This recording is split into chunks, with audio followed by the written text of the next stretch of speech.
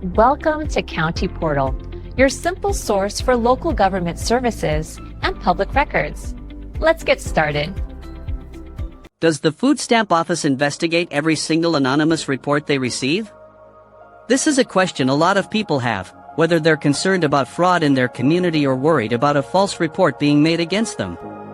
The short answer is no, not every report leads to a full-blown investigation, but the real answer is a bit more complicated.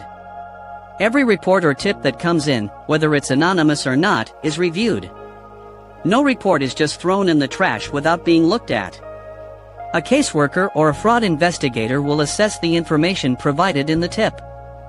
This is the most critical stage, and it's where most reports either move forward or stop. What they are looking for is credibility and specifics. A vague report that just says, "My neighbor is cheating on food stamps," with no other details, is very unlikely to go anywhere. There's simply nothing to act on. However, a report that provides specific, verifiable information is a different story.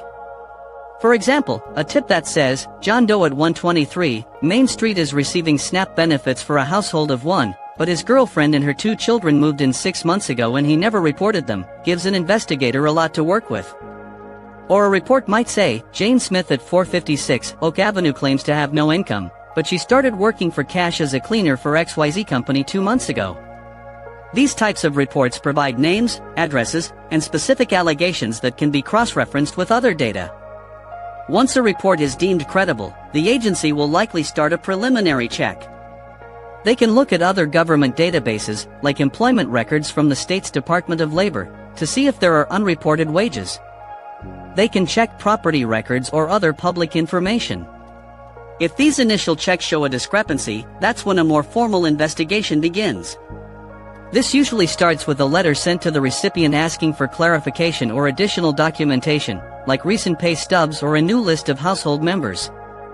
It's not usually a surprise visit from investigators in black suits. The goal is to resolve the discrepancy. If fraud is discovered, the consequences can range from having to pay back the benefits that were incorrectly received, which is called an overpayment, to being disqualified from the program for a period of time. In very rare, large-scale cases, it could even lead to criminal charges.